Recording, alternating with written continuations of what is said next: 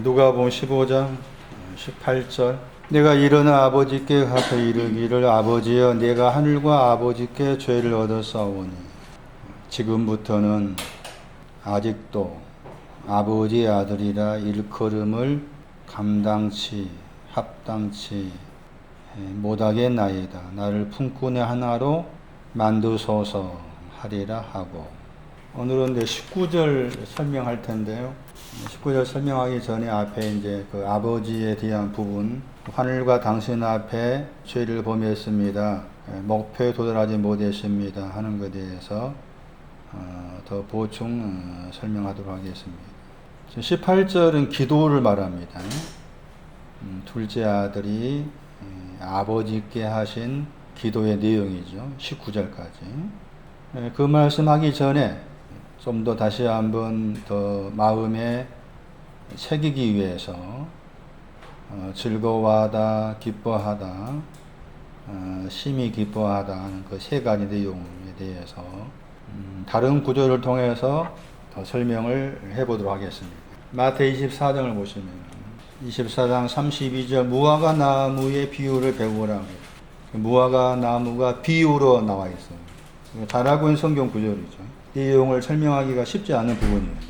가지가 무엇이냐는 것, 연화해진 것이 무엇입니까? 잎사귀가 무엇입니까? 여름이 가깝다는 말이 뭔가? 잘못 해석하다 보니까 이제 휴거, 재림 그렇게 그런 잘못된 해석이 나올 수 있는 가능성은 조금 있다고 봐요. 문 앞에 가까웠다는 33절 말씀. 일단은 무화과 나무를 말하면서 비유라고 그랬어요. 비유. 가지는 아들을 말합니다. 가지는 아들. 영어 성경 보면은 그 영어 성경의 킹 제임스 번역의 그 영어 단어가 가지라는 단어예요. 히브리어로 아들이라는 단어 벤이 있는데 그 벤이라는 아들 속에 이 가지가 들어있어요. 가지가 연화됐다는 말이 뭐냐? 아들이 죽었다는 거죠. 다시 누가 15장 가야 돼요. 15장 24절. 아들이 죽었는데 살아난 것이 연화해진 거죠. 아들이 가지라고 해석하신 근거가 히브리어로 벤이라는 히브리어의 아들로 번역된 그 단어 속에 가지라는 의미도 들어있다. 연화했다는 말은 죽었다가 살아난 것을 말하고 그게 즐거워하는 신앙입니다. 그 다음에 잎사귀가 올라왔다는 뜻이 되죠. 내고라는 단어가 내다는 단어가 올라오다는 뜻이죠.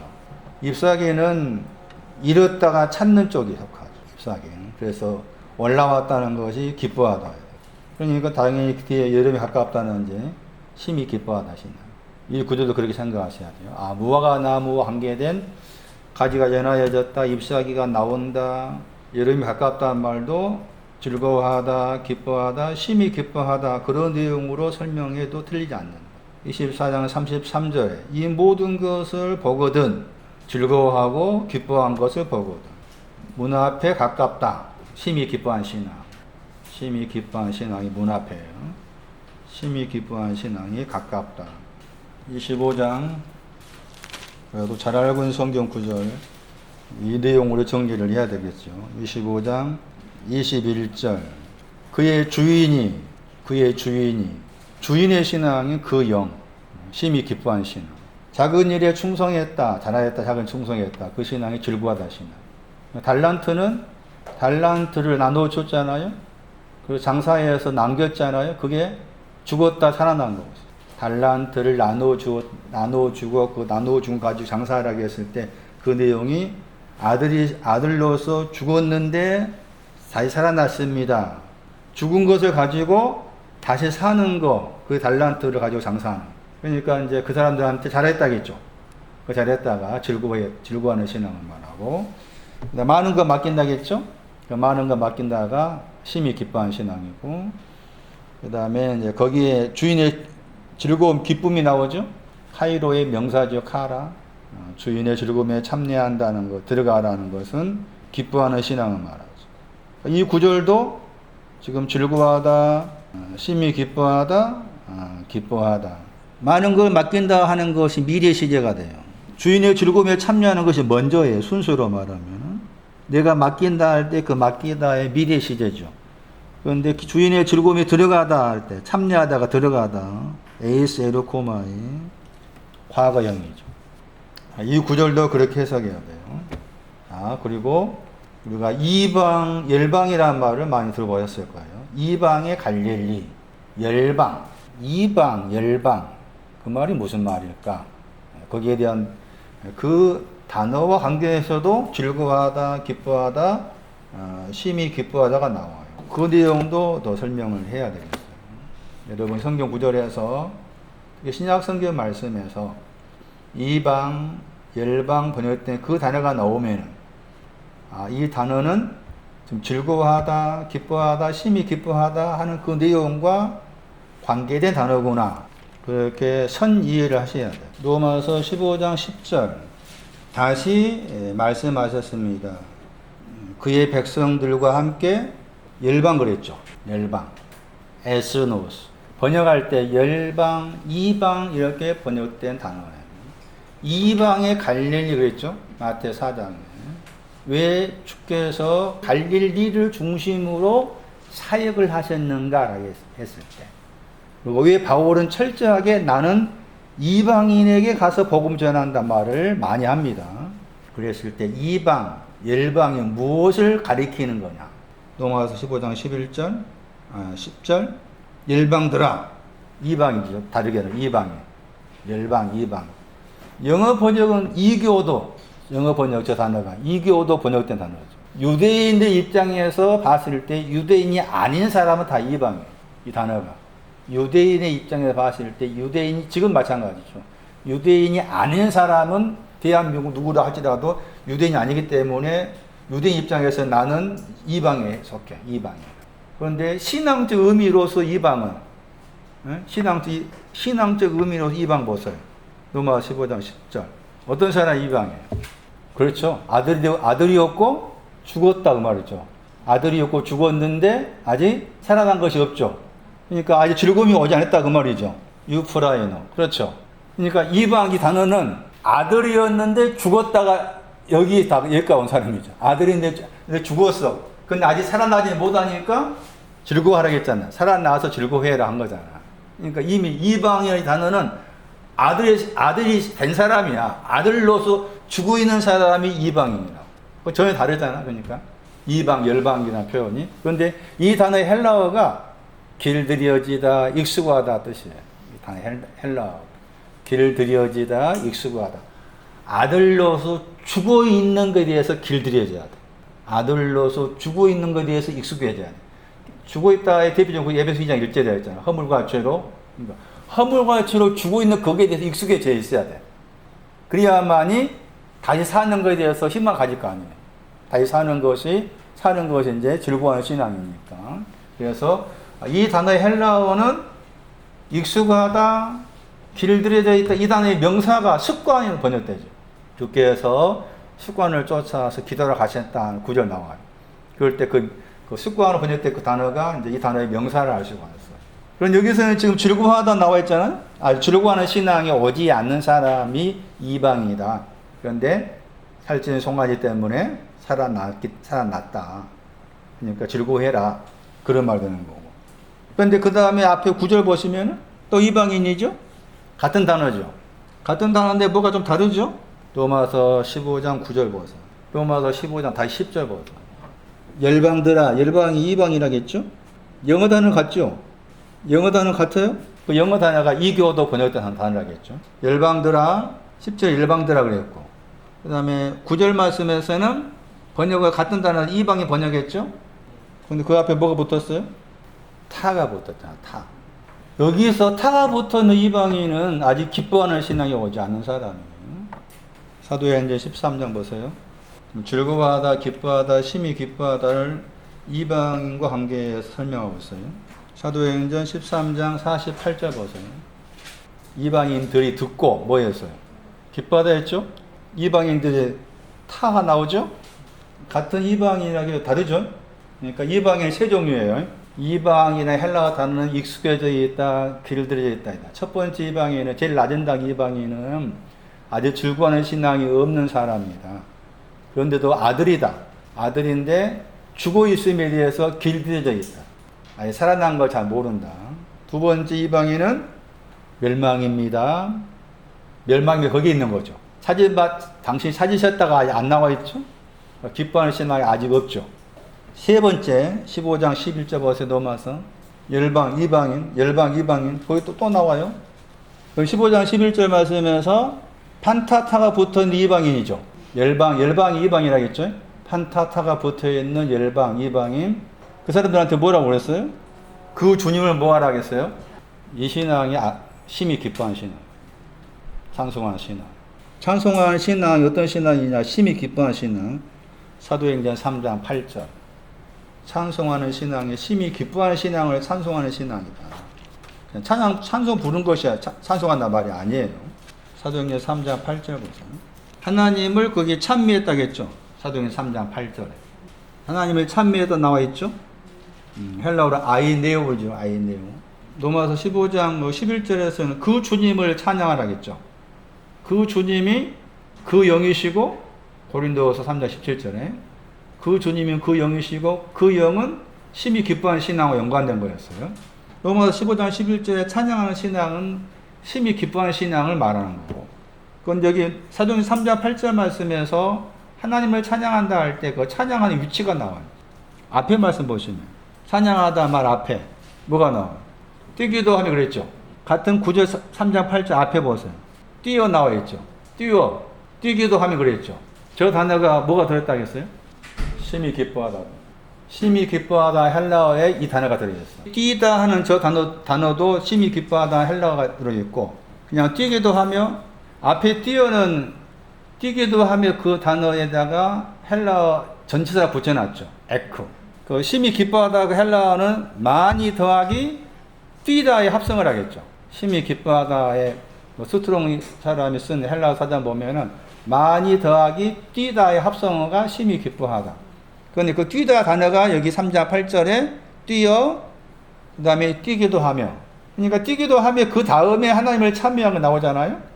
그러니까 하나님을 찬미한 신앙은 심히 기뻐한 신앙.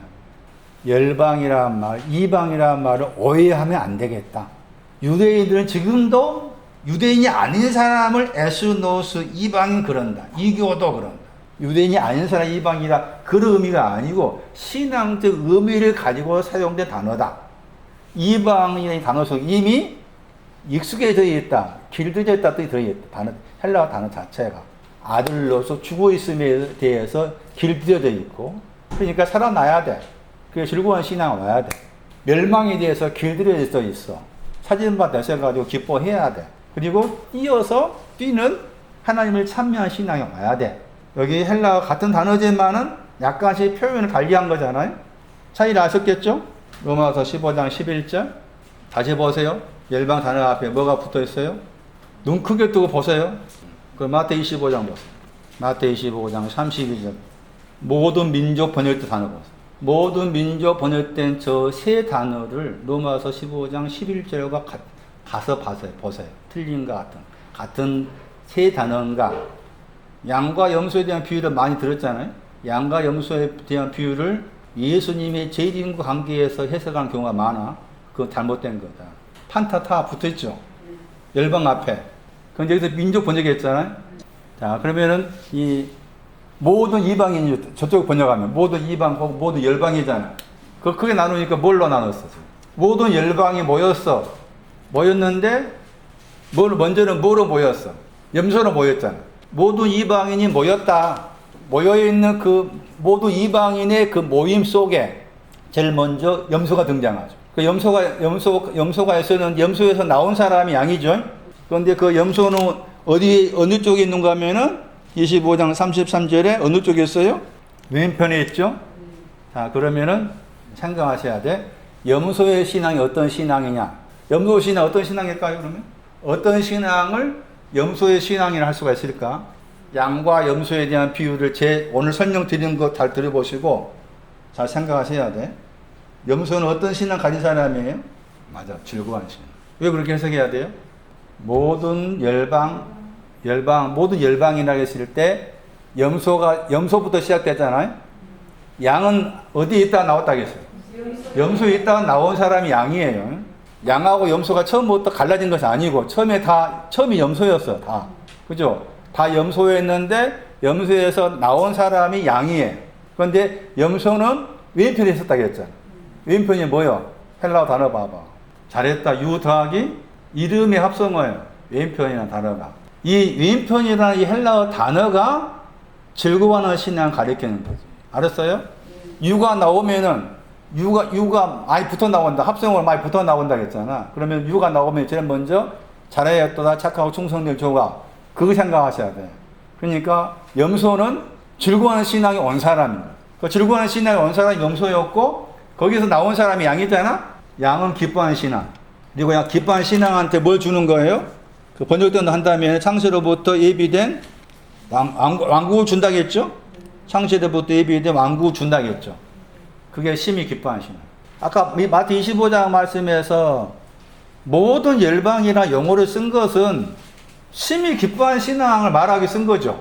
그러니까 심히 기뻐하는 신앙을 원래는 먼저 즐거워하는 염소부터 돼야 된다. 그건 염소 되다가 염소에서 머물러 있지 말아라. 나와서 양이 되라. 기뻐하는 신앙 가져라. 기뻐하는 신앙이 가진 사람한테 너를 위해서 예비된 왕국 주겠다. 심히 기뻐하는 신앙 주겠다. 한 거죠. 28장 19절 말씀. 너희는 가서 어디 가라겠어? 모든 족속이 뭔가 보세요. 다시. 판타타. 모든 족속이 이방인이잖아요. 모든 이방인이죠. 복음을 전한다고 했을 때 너희는 가서 제자 삼으라겠죠. 어떤 사람? 그렇죠. 이미 앞에 25장에서 염소였으니까. 처음 시작이 염소였으니까. 즐거워하는 신앙이 온 사람한테 가서 제자 삼아라. 기뻐하는 신앙에 대해서, 심히 기뻐하는 신앙에 대해서 가르쳐 줘라. 그 말인 거지? 뭐 소련 땅에 가고 저 시리아 땅에 가라 그 말 아니라겠죠. 절대. 6장 32절 마태. 거기도 모든 이방이 나오죠. 마태 6장 32절에. 이방인 단어 앞에 보세요. 판타타가 붙어 나오죠. 마태 6장 32절. 판타타가 붙어 나와요. 다 정리합니다. 번역할 때 이방인, 열방 이렇게 번역된 단어가 에스노스. 헬라어, 히브리로 하면 이게 고임 이 단어예요. 그래서 그 이방이라는 단어를 붙일 때 이방의 갈릴리라는 말 쓴 거죠. 이방의 갈릴리. 그랬을 때 일반적으로 이방, 열방 그러면 전혀 믿지 않는 어떤 사람을 생각하기 쉽다. 그러나 그렇지 않더라. 아들이 된 사람으로서 죽어 있어가지고 지금 즐거워하는 신앙을 추구하고 있는 그렇게 시작된다. 즐거워하다, 기뻐하다, 심히 기뻐하다 하는 이 세 단어와 관계에서도 이방이라는 이 단어만 가지고도 그렇게 설명할 수가 있다. 단어가 굉장히 중요한 단어다. 이 단어의 의미를 이해하지 못하니까 가서 아까 마태 28장 말씀처럼 모든 족속 제자를 삼아라 했을 때 그 모든 족속이 누구냐. 다시 이제 기도에 대한 거예요. 마가 11장 말씀. 마태복음에서는 기도를 말할 때 이 집은 나의 기도의 집이다. 그렇게 표현했는데 기도의 집인데 도적의 구례를 만들었다 했는데 마가는 마태에 없는 용어를 썼어요. 마가 11장 17절 다시 말씀드리면은 기도할 수 있는 자격에 대한 기도할 수 있는 자격 그리고 더 나아가서 기도해야 될 내용이 무엇인가에 대해서 설명할 수 있는 구절이에요. 기도한다고 했을 때 기도하는 거기에는 자격이 있다. 더 나아가서 기도하는 내용이 있다. 마가 11장 17절이야. 이 집은 무슨 집이라고 했어요? 기도의 집이라고 그랬죠? 나의 집은 기도하는 집이라고 했잖아요. 마태 21장 13절하고 누가복음 19장 46절에도 비슷한 표현이 나와요. 마태 21장 13절 보세요. 기록된 바라는 것은 이사야서 지금 그 56장 7절, 이사야서 56장 7절을 참고해서 마태가 썼다는 것인데 마태 21장 13절 말씀에는 내 집은 기도하는 집이다 이렇게만 나와 있죠. 그런데 마가 다시 11장 17절 보시면은 기도하는 집인데 누가 기도한다 나와 있죠. 누가 기도해? 만민이 누구예요? 민이 뭐야 민? 이방인이잖아. 그럼 모든 이방이란 말이죠. 하나님의 집은 기도의 집인데 누가 그 기도의 집에 가서 기도하느냐? 누가 하는 거예요? 이방인이 하는 거예요. 이방인만이 기도할 수 있어. 하나님의 기도의 집에. 내가 이방인이 아니면은 나는 기도할 수 없는 거죠? 그 말입니다. 근데 마태는 모든 이방이란 말이 빠져버렸죠? 불어 뺀 거지, 마태는. 근데 마가는 자세하게 모든 이방인이 기도하는 곳이다. 그렇게 모든 이방인을 써놓은 거예요. 누가 19장 46절에도 안 나와 있어요. 거기도 내 집은 기도의 집이다. 기도하는 집이다만 나와 있지. 마가에서는 자세하게 모든 이방인이 기도하는 기도의 집이다 안 나와 있죠. 그러면 이제 마태하고 누가는 모든 이방인이란 말에 빠져 있지만 마가복음을 참고한다면은 기도는 누가 할 수 있느냐? 이방인이 하는 거. 그러니까 내가 아직 이방인이 안 돼 있으면 나는 내 기도는 그냥 내가 스스로 나를 위해서 이루어하는 기도지. 이방인만이 할 수 있는 기도다. 하나님의 집의 기도는 이방인이 돼야 한다. 즐거워하는 신앙이 오기 전 아들로서 죽어 있는데 익숙해져 있는 그 사람이 기도하는 거예요. 뭘 기도할까요? 즐거워하는 신앙을 위해. 그 다음에 기뻐하는 신앙을 위해서. 그 다음에 세 가지를 위해서 기도하는 이게 기도야. 이게 주님이 내 집은 기도의 집이라고 했어요. 그러니까 코로나가 있었는데 지나가게 두세요. 그것은 그 기도 내용이 아니에요. 살려두세요. 기도 내용이 아니에요. 성경에 말하는 기도가 아니라. 그러니까 먼저 이방인이 돼야 돼. 아들로서 죽어 있으면서 길을 들여야 돼. 허물과 죄로 죽었다는 에베소 2장 1절 말씀에 길을 들여져 있어야 돼. 거기에 익숙해져 있어야 돼. 허물과 죄로 죽어 있는 것이 뭔지에 대해서 익숙해져 있어야 돼. 길을 들여져 있어야 돼. 그래야만이 살찐 송아지가 보여지는 거지. 기도의 집이라고 했을 때 기도할 수 있는 사람은 이방인만이 할 수 있어요. 기도하는 내용은 즐거워하게 해주세요. 기뻐하게 해주세요.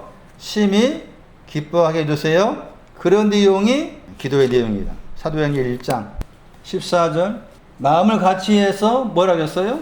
전혀 기도에 이 말이 무슨 말일까? 마음을 같이 해서 전혀 기도에 힘쓴다는 이 기도의 내용이 뭘까? 이 기도의 방향이 무엇일까? 마음을 같이 한다는 건 뭘까? 마음을 같이 해서. 보통 우리가 마음을 같이 한다는 것이 합심기도. 일반적으로 생각할 때 그렇게 합심기도 하는 것을 마음을 같이 한다 생각하기 쉬운데 그런 의미가 아니에요. 마음을 같이 하는 것은 즐거워하는 신앙과 기뻐하는 신앙과. 저 헬라어 단어를 분리하면 나와. 마음을 같이 한다가 합성어인데 헬라어 단어를 분리해 보면 여러분 집에 가서 공부해 보세요. 마음을 같이 하는 신앙은 즐거워하는 신앙, 기뻐하는 신앙을 가진 사람을 나. 그러면 뒤에 전혀 기도에 힘쓴다겠죠? 전혀 기도에 힘쓰는 건 뭐겠어요? 심히 기뻐하는 신앙. 마음을 같이 한다는 말이 우리가 생각하는 마음을 같이 한다는 말이 아니에요. 두 단어의 합성어인데 그 두 단어를 따라가서 찾아보면은 앞에 것은 기뻐하다가 나오고 뒤에 것은 즐거워하다 신앙이 나와. 마음을 같이 한다 합성어를 따라가서 찾아보면은 그러니까 마음을 같이 한다는 신앙은 즐거워하는 신앙, 기뻐하는 신앙을 가졌을 때 마음을 같이 한다 그런 뜻이다. 이거 전혀 기도 힘쓴다고 했을 때 전혀 힘쓰다 할 때 힘쓰다 하는 그 단어가 향해서 더하기 합성을 하겠죠. 그 합성어 히브리서 11장에 나왔었죠. 히브리서 11장 27절에 들어있어요. 전혀 힘쓴다는 내용이 잘못 오해하니까 전혀 힘쓰는 것은 이제 주여 삼창을 부는 거잖아요. 대부분이 전혀 힘쓴다. 주여 삼창 하잖아. 보이지 않는 자를 보는 것처럼 참았다 단어가 히브리 11장 27절. 그게 전혀 힘쓰다 하는 내용이에요. 보이지 않는 것을 보는 것처럼 참았다 그러잖아. 참았다 번역됐잖아. 전혀 힘쓰다 하는 그 단어 속에 들어있는 단어. 그러니까 전혀 힘쓰는 것이 기도잖아요. 그러니까 이미 전혀 힘쓰다 하는 그 단어 속에 들어있는 히브리 11장 27절에 말한 것도 심히 기뻐한 신앙. 왜냐하면 보다 하는 그 단어가 심히 기뻐한 신앙과 관계된 단어고 보다 하는 단어. 아버지에 대한 보충 설명이에요. 야고보서 1장 17절. 아버지가 누구신지 알아야 된다. 하나님 아버지가 어떤 분이신가 설명. 야고보서 1장 17. 무슨 아버지라고 했어요? 아버지는 빛들의 아버지. 빛이 있다 그 말이죠. 복수형의 빛. 빛들의 아버지. 어떤 빛인가? 마태오 4장 16절에 큰 빛. 빛이 둘로 나와 있잖아요. 마태오 4장 16절은 앞에 말씀에 이방의 갈릴리 나오죠. 이방의 갈릴리. 갈릴리가 가리키는 것이 아들이죠. 아들로서 죽었다가 갈릴리. 그리고 갈릴리의 단어 자체의 뜻이 그랬죠. 갈릴리의 단어 자체가 굴러가다 했죠. 굴러가다의 대표적 구절 아모스 5장 24절. 굴러가다 단어가 나와 있는 구절이 많지만 아모스 5장 24절 말씀이 굴러가다 관계된 중요한 구절이라 할 수가 있는데 공평히 물같이 을을 하수같이 흘릴지로다 번역될 흘리다 그 단어가 굴러가다. 그게 갈릴리. 갈릴리를 그렇게 봐야 돼. 지역을 보지 말고 갈릴리는 의와 공평이 굴러가는 곳. 그러니까 아들의 신앙 온 사람이지. 아들의 신앙이 왔는데 죽었다. 그게 이방. 그래서 빛이 둘이지만은 사실 엄밀히 따지면 셋이라. 왜 셋인가 하면은 앞에 그 큰 빛을 보았다겠죠? 저기서 큰 빛은 이제 심히 기뻐하는 신앙. 근데 그 뒤에 있는 빛이 떠오르다 하죠. 그들에게 떠오르다. 또 올라오르는데 사망의 그늘하고 사망의 땅이잖아.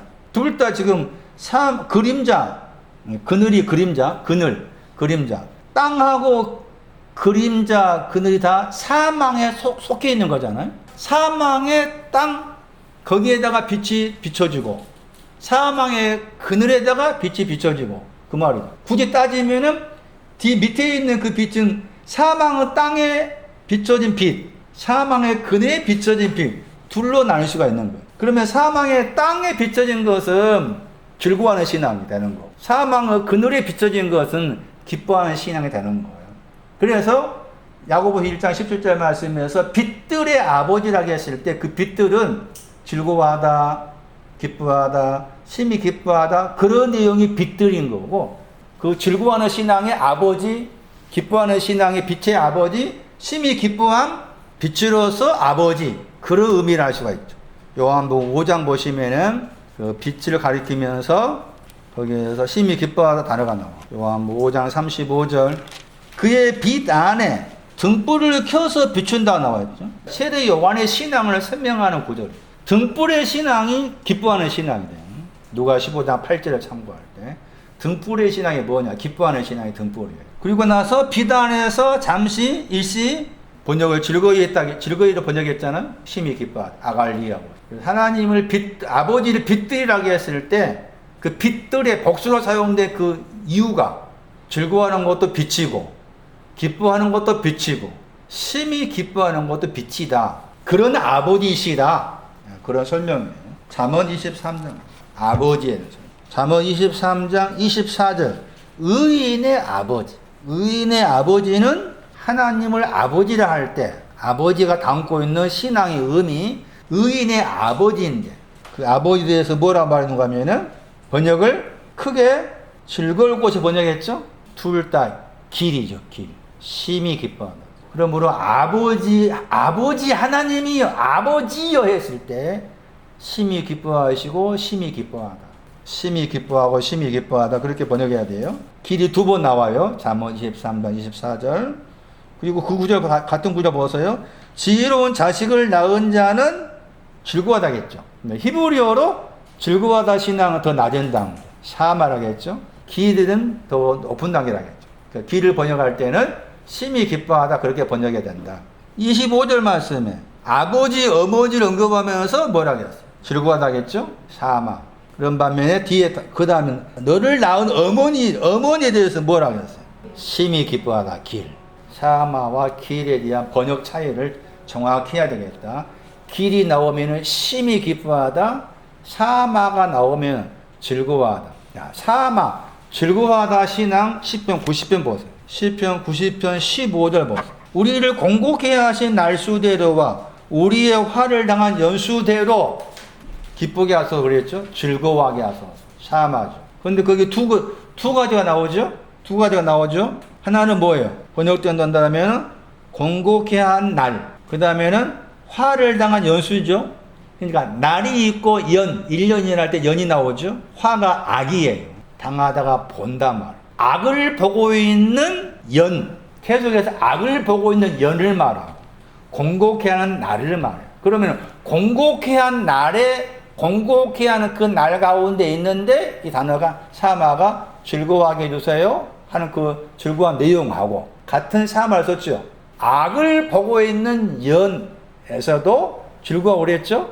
동사가 하나잖아. 동사가 하나죠? 내용은 다르다 그 말이지. 공공케야 한 날은 지금 헬라어로 하면은 무슨 신앙이에요? 즐거워하는 신앙이 되고 악을 보고 있는 연은 기뻐하는 신앙. 그래서 이 샤마라는 단어가 우리가 시편 90 몇 편이었죠? 하늘에 대해서 나왔잖아. 하늘 뜨라 즐거워하라. 그래서 즐거워하는 속에는 헬라어로 즐거워하다가 있고 기뻐하다가 들어요. 땅에 대해서 심히 기뻐. 그러니까 내 영혼이 공공케 한 날은 뭐냐? 아들로서 죽어 있습니다. 이게 살지 못해서 즐거움이 없습니다. 이게 되고, 악을 보고 있는 그 여는 나는 멸망 가운데 있습니다.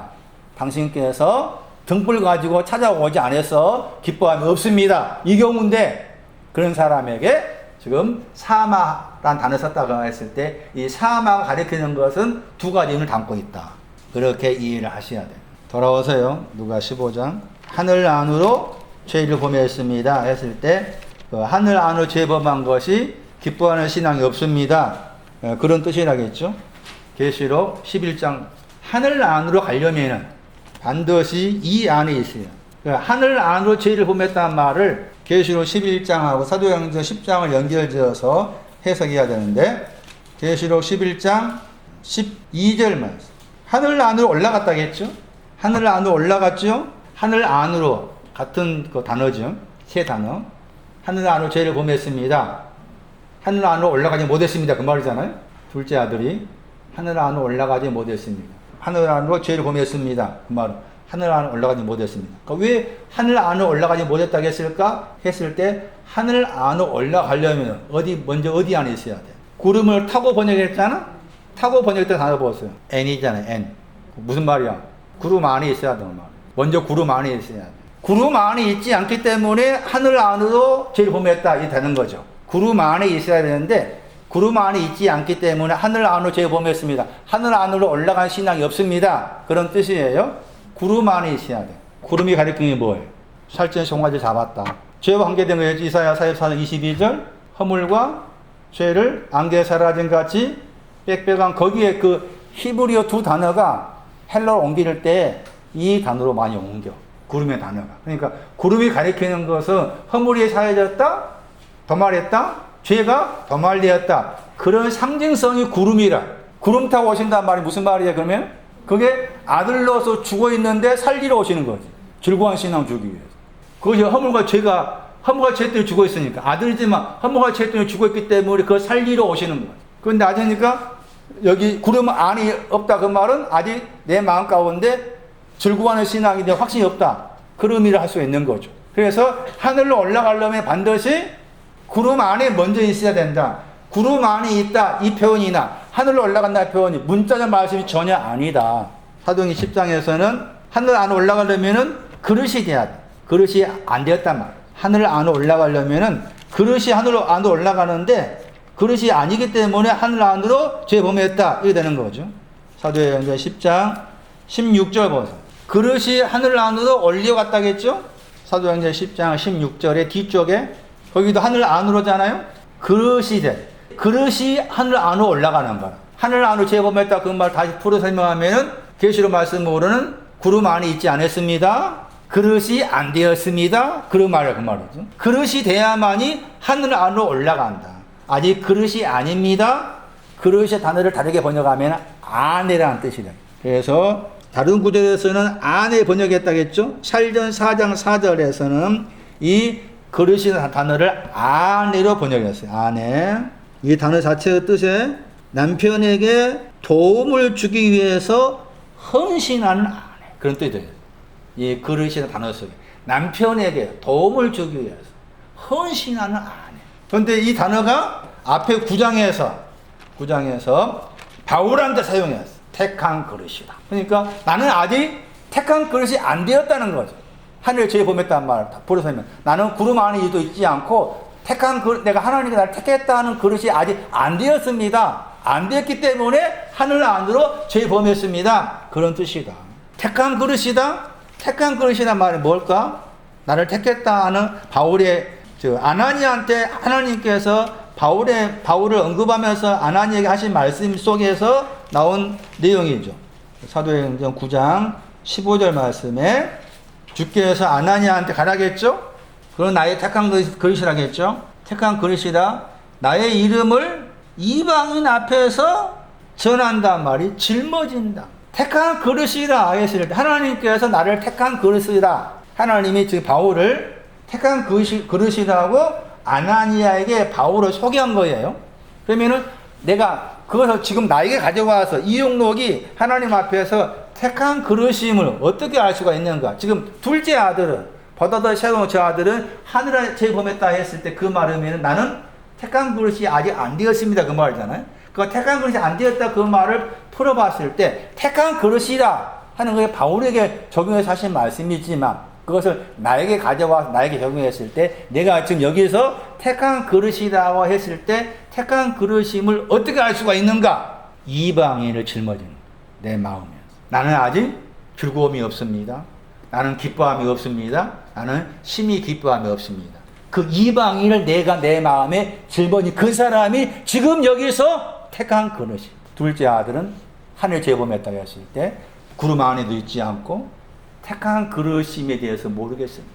그것이 둘째 아들이 말한 죄를 하늘 안으로 죄범했다의 의미이다. 당신 앞에서 하늘 안으로 죄범한 것하고 당신 앞에서 죄범한 것하고 똑같이 죄범하다 하는 동사를 사용했지만 내용은 다르다. 당신 앞에서 죄범한 것이 더 높은 위치이다. 당신 앞이라고 했을 때 이 앞이라는 그 라틴어가 코라면 돼요. 하나님 앞에. 하나님 앞에 있는 거 뭔지 모르고서 하나님 앞에 있지 않은데 여기 이 단어가 15장 18절 우리 번역은 아버지께 번역했잖아요. 아버지가 당신이에요. 언어에는 당신 앞에서요. 당신 앞에 죄 범했습니다. 아버지를 당신이라 부르고 있는 거예요. 아버지를 당신이라 부르고 있으면서 당신 앞에서 죄 범했다고 했을 때 당신 앞이라고 했을 때 앞이 뭘 말하느냐는 거죠. 하나님 앞이라고 했을 때 물론 앞이라고 했을 때 여기서 이 단어가 사용되고 또 앞이라고 했을 때 또 다른 단어가 또 있어요. 여기서는 이 단어인데 이 단어 당신 앞에 죄 범했다고 했을 때 이 단어가 합성어예요. 안에 더하기 호라오 보다의 합성어. 그러니까 당신 앞에서 죄 범했다고 말은 당신 안에서 버지를 보였다고 말해요. 당신 안에서 봐야 될 것이 있는, 당신 안에서 보아야 할 것이 있는데 보지를 못했습니다. 그게 당신 앞에서 죄 범하다의 의미. 그러면 당신 안에서 보아야 될 것이 있는데 보지를 못했습니다 했을 때 당신 앞에서 보아야 할 것이 뭔가? 히브리서 9장 28절 호라오가 나옵니다. 당신 앞이라고 했을 때 그 앞이란 단어 속에 들어있는 동사 히브리서 9장 28절 나타나다 보냈던 저 단어 나타나다 보냈던 저 단어가 기본 원형이 호라오잖아요. 그 호라오인데 호라오를 번역할 때 대부분이 다 보다 번역되죠. 보다. 거기에서 히브리서 9장 28절 보세요. 많은 사람의 죄를 담당하시려고 드려진 바 되었다. 많은 사람의 죄를 담당하다. 아들로서 죽어 있는데 죽어 있는 자를 살려서 즐거워하는 신앙을 주기 위해. 두 번째로부터 죄와 상관이 없다겠죠. 죄와 상관이 없는 신앙이 기뻐하는 신앙. 구별을 지어야. 많은 사람의 죄를 담당한다 할 때 죄가 복수잖아. 죄들이 되고. 그 다음에 뒤에 있는 단어는 단수예요. 죄들에 대한 것은 즐거워하는 신앙과 관계되고 죄를 없이 하는 것은 기뻐하는 신앙과 관계된다. 그리고 나서 구원 안으로죠. 구원 안으로 들어가기를 바라는 자들에게 두 번째로부터 나타나다, 보여질 것이고. 결국 보여지다, 나타나다가 뭐가 연관된 거예요? 구원 안으로죠. 구원 안으로 들어간다 할 때 그게 심히 기뻐하는 신앙. 그래서 당신 앞에서 죄 범했다고 했을 때 당신 앞이라는 그 헬라어 단어가 안에 더하기 보다의 합성어인데 보는 내용이 구원 안으로 들어간 것을 보는 것인데 구원 안으로 들어가는 것이 심히 기뻐하는 신앙을 말하는 것이에요. 심히 기뻐하는 신앙이 없다는 거죠. 하늘로 죄 범했습니다. 기뻐하는 신앙이 없습니다. 구름 안에도 있지 않습니다. 즐거운 신앙도 있는지 잘 모르겠습니다. 그릇이 아닙니다. 심히 기뻐하는 신앙도 없습니다. 이제 15장 19절. 나는 아직도가 들어있는 단어가 나와요. 우케티. 지금부터는 못하겠다는 거 헬라어 단어고. 거기에 에티가 들어요. 15장 20절에 에티 나오지 아직도가 있죠? 그 아직도는 단어가 15장 19절 말씀에 지금도 못하겠습니다 하는 그 단어 속에 들어있다고. 그러니까 정확한 번역은 주보에 적혀 있는 것처럼 나는 당신의 아들이라 불려지기에 아직도 합당하지 감당하지 못한다. 아직도 당신의 아들이 아닙니다. 이 말은 무슨 말일까? 아직도 당신의 아들이 아닙니다. 당연히 앞에 19절, 18절 말씀에 하늘과 당신께 죄를 범했기 때문에 당신의 아들이 아닌 거죠. 그럼 당신의 아들이 불러지기에 아직도 합당하지 않다고 했을 때, 당신의 아들이라고 했을 때, 이 당신의 아들이 말하는 의미가 뭘까? 첫 번째, 당신의 아들이 아직 아닙니다. 15장 18절. 보다 더 새로운 아들. 보다 더 새로운 아들이 아니란 말. 보다 더 새로운 아들, 번역을 어떻게 번역했어요? 둘째로 번역했죠. 둘째가 보다 더 새롭다고 했죠? 보다 더 새로운 아들이 아닙니다. 그 뜻이에요. 아직도 당신의 아들이 불려지기를 감당치 못하겠습니다. 합당하지 못한다. 그 말의 의미에서. 그래서 당신의 아들이 아직 아닙니다. 말의 의미는 보다 더 새로운 아들이 아직도 아닙니다. 그 뜻이에요. 보다 더 새로운 아들이 아닙니다. 다시 누가 22장. 보다 더 새로운 신앙이 뭘까? 보다 더 새로운 아들이 아니라는 말의 의미가 뭐냐? 보다 더 새로운 것이 뭔가? 누가 22장 26절. 제자들 사이에서 누가 더 크냐 하는 그 질문이 있어서 변론했죠. 제자들 사이에서 누가 더 크냐라는 그 변론과 관계에서 나온 말씀이죠. 22장 24절 말씀. 저희들 사이에 다툼이 있었다. 거기에서 누가 더 크냐? 그 말씀의 배경에서 주님이 이제 누가 더 크냐를 설명하기 위해서 나온 말씀 가운데 22장 26절 말씀에 너희 중에 큰 자는 그랬죠. 어떤 사람 같다고 했어요? 보다 더 새롭다. 보다 더 새로운 자와 같다. 그럼 보다 더 새롭다고 했을 때 새로운 것이 있고 새로운 것에 대해서 비교해가지고 보다 더가 나온 거잖아요. 이해되세요? 보다 더라는 비교급이에요. 그 무엇과 비교하느냐? 새로운 것이 있는데 새로운 것보다 더 새로운 것이 새롭다 단어가 나와 있는 구절 가운데 마태복음 9장 말씀에 새로운 포도주. 이미 새로운 포도주를 가진 사람으로서 새로운 포도주보다 더 해야 되는 거죠. 마태 9장 17절 말씀. 새 포도주 나오죠. 새 포도주 할 때, 저 단어, 네오스. 새 포도주 할 때, 새라는 단어가 네오스. 저 네오스의 비교급이 보다 더 새롭다.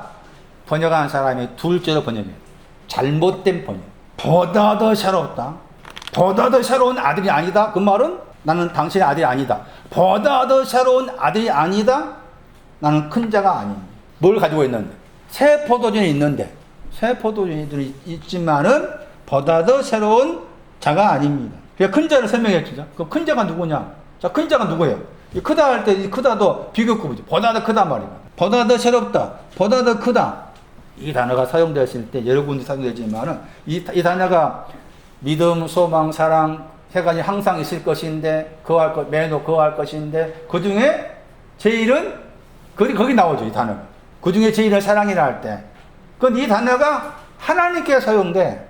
보다 더 크다는 단어가. 요한일서 3장 20절. 요한일서 3장 20절에 이 크다 하는 단어가 하나님께 사용돼요. 하나님. 그리고 요한일서 3장 20절에 가만히 들여다보면은 보다 더 큰 것이 심히 기뻐하시는 하나님께 사용되면서 심히 기뻐하는 신을 가리켜서 보다 더 크다 할 수 있는 거예요. 그러면은 나는 보다 더 새로운 아들이 아닙니다. 그 말은 나는 큰 자가 아닙니다. 요한일서 3장 말하면 우리는 마음에 창망하고 있다고 했잖아요. 그 말씀에. 그런데 하나님은 우리 마음보다 크시기 때문에 그런 표현을 하잖아요. 우리는 마음에는 책망할 것이 있다.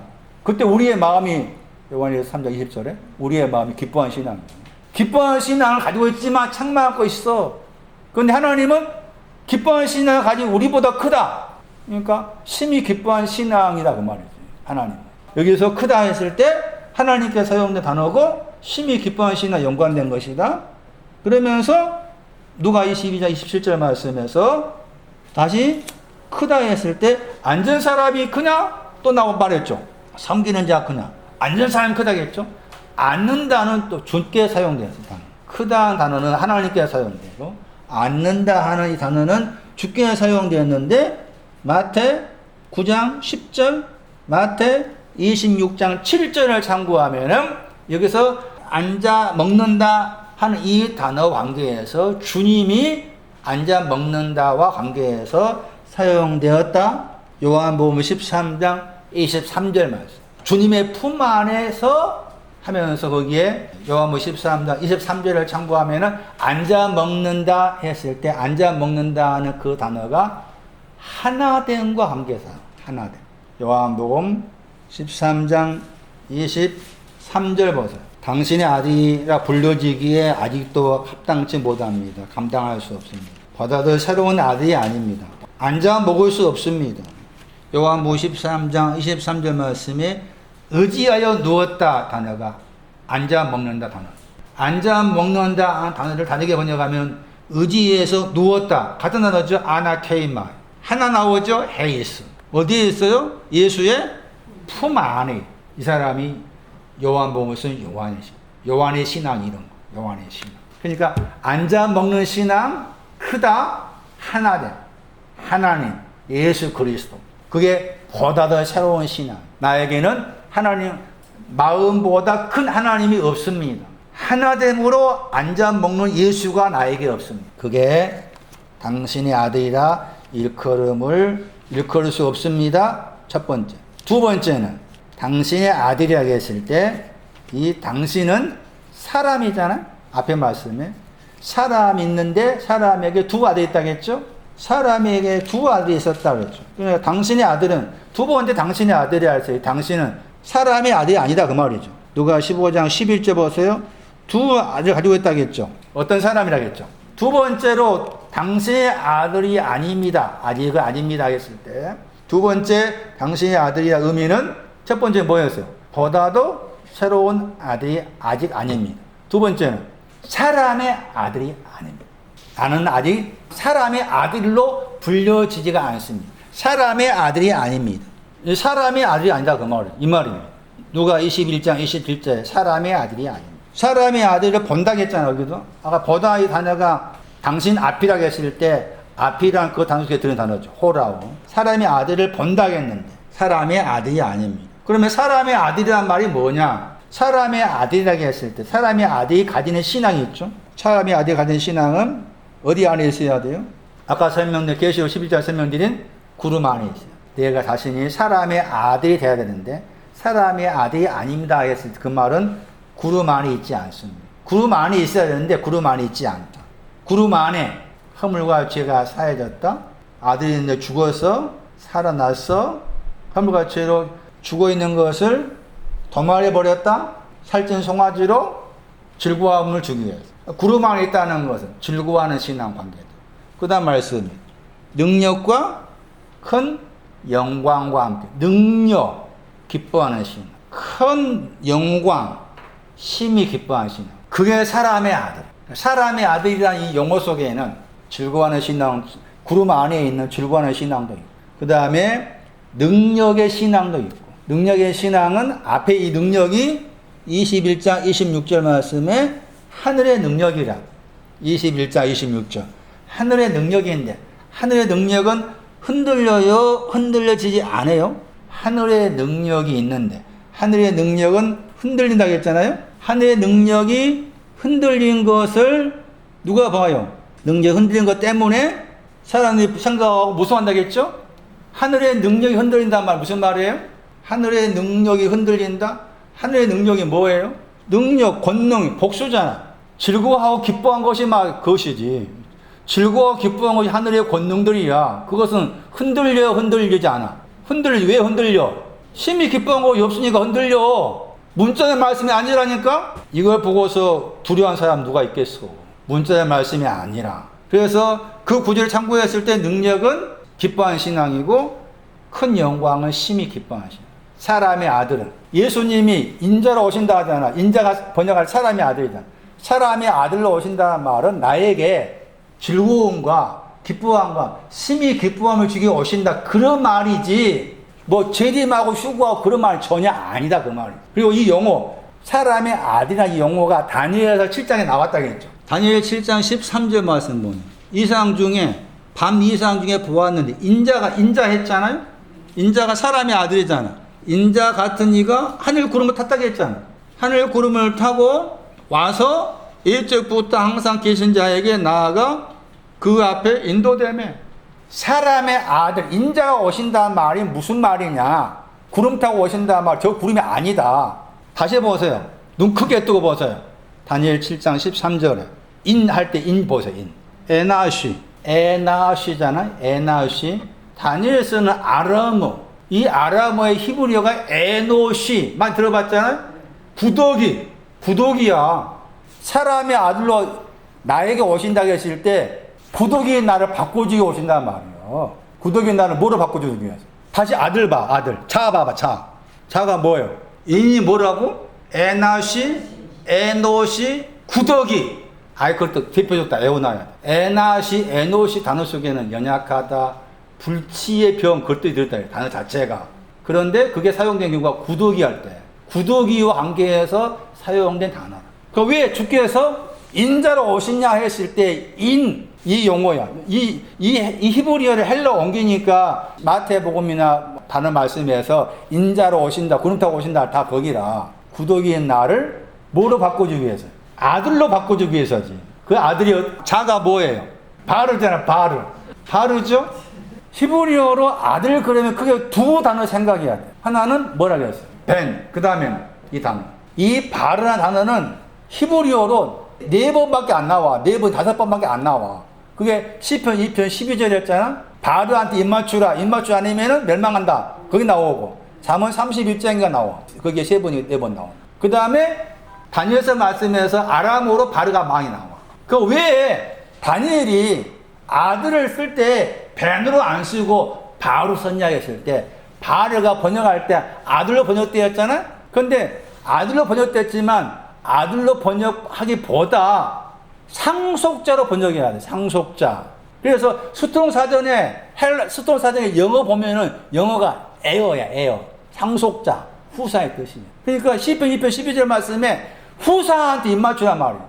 후사가 보호자에 대한 후사야.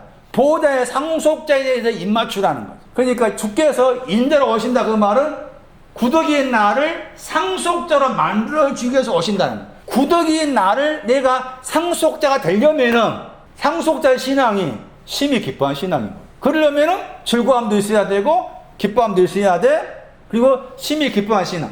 즐거워하고 기뻐하고 그 과정 거쳐서 심히 기뻐한 신앙, 구더기의 나를 상속자로 바꿔주기 위해서 오신다는 거지. 지금 오신다는 말이지 눈에 보이는 모습이 아니다 그 말이지. 나는 당신의 아들이 아닙니다 그 말은. 나는 사람의 아들이 아닙니다. 구더기인 것을 알겠는데 상속자가 아직 안 되었습니다. 구름 안에 있어야 되고 능력과 큰 영광과 함께 있어야 되는데 아직 그것이 나한테 없습니다. 그러니까 없으니까 당신의 아들이라 사람의 아들이라 할 수 없습니다. 두 번째, 아들이라고 불러질 수 없다는 두 번째. 세 번째는 아들은 아버지와 하나 됩니다.